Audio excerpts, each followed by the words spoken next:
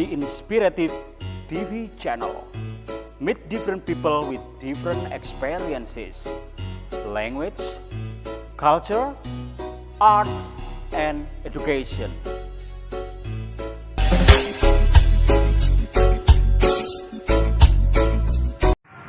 Assalamualaikum Mr. Adi.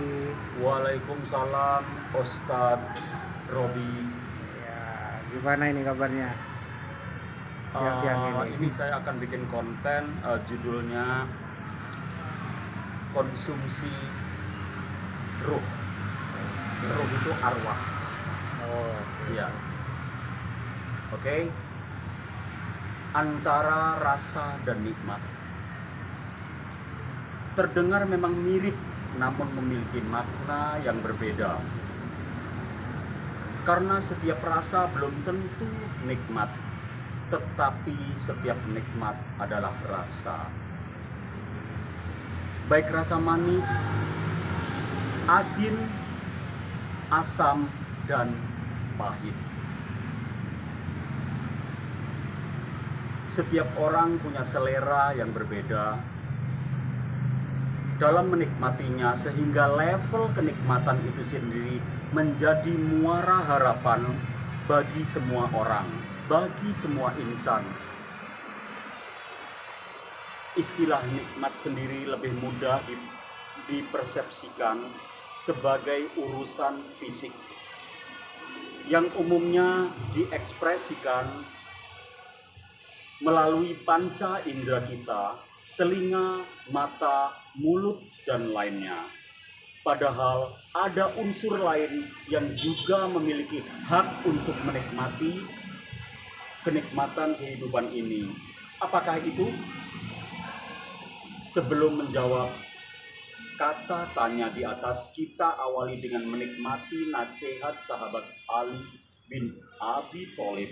Inna hazil qulub tamalu kama tamalu abdan.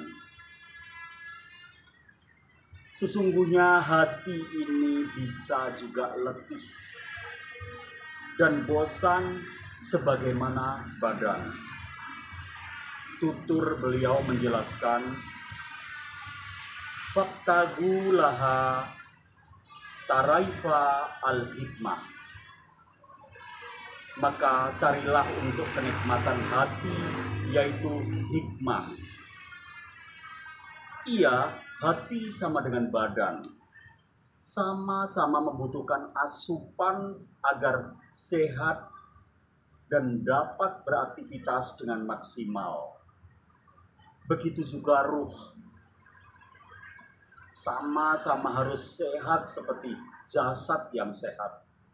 Namun acap kali kita alpa akan prioritas asupan untuk ruh dan hanya fokus untuk memberi porsi besar pada kenikmatan jasad kita.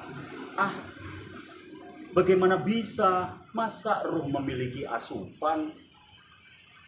Oke, sebagai jawabannya, coba telaah jawab pertanyaan berikut.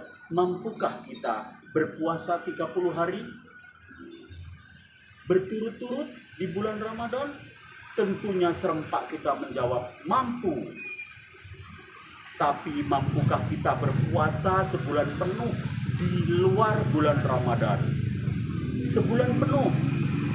Mungkin kita akan kompak menjawab tidak mampu dong, gitu. Atau ragu-ragu apakah memungkinkannya? Nah, mengapa bisa berbeda jawabnya? Mungkin di antara jawabnya karena lingkungan di bulan Ramadan sudah terkondisikan mayoritas orang-orang semuanya berpuasa, sehingga kita pun nyaman berpuasa meski itu selama 30 hari.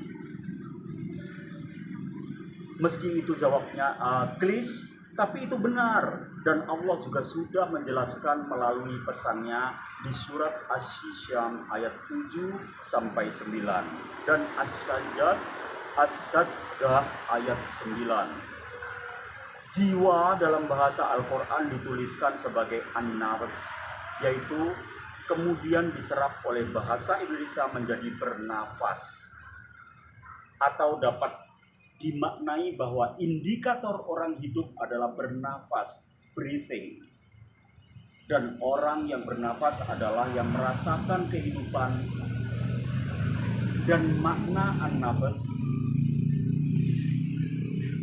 adalah merasakan kehidupan, dan maka an-nafas adalah jiwa yang berbeda. Oke. Jiwa dalam bahasa Al-Quran dituliskan sebagai an-nafas, tadi sudah saya sampaikan. Dan penting mana sih antara ruh dan jasad? Tentu saja keduanya penting, tetapi ruh memiliki porsi yang lebih besar. Dan penting mengapa? Sebab jika jasad tidak ada ruh, maka jasad itu mati, terbujur, kaku. Dan jika ditiupkan ruh ke dalamnya, jasad baru bisa hidup lagi. Karena jasad itu adalah sangkarnya, sehingga ruh mensupport hidupnya jasad. Sehingga jika ruh sehat, maka akan menyehatkan jasad juga. Saat ruh kuat, maka akan menguatkan badan pula.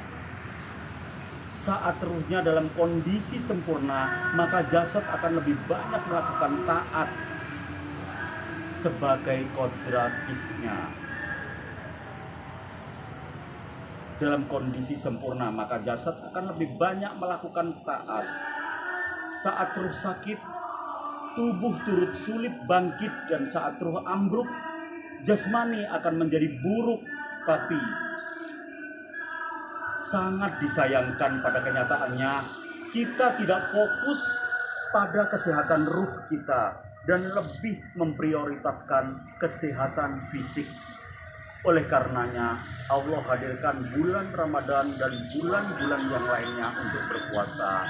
Dan itu adalah makanan sehat untuk ruh kita atau arwah kita. Ada kisah menarik dari seorang sahabat kami yang 10 tahun ini jika memaksakan berpuasa di bulan Ramadan maka akan opname di rumah sakit. Hal ini karena penyakitnya membuat fisiknya lemah. Ia tervonis AIDS atau HIV. Tapi menariknya, puasa tahun 2022 ini bisa full dan beraktivitas dengan baik. Sama sekali tidak terganggu daya tahan tubuhnya, fit selalu dan normal untuk beraktivitas yang cukup melelahkan. Saat saya tanya, kok kuat mas? Jawabnya sambil tersenyum. Mungkin ruh saya sedang sehat, Ustaz. Tuturnya dengan gesture merendah. Itu tadi contoh nyata bahwa ruh itu harus sehat juga dalam hidup kita. Tidak hanya jasad kita atau fisik kita. That's about my content this afternoon. Ya, hari ini sudah siang. See you next time. Wabillahi taufiq wal hidayah. Wassalamualaikum warahmatullahi wabarakatuh.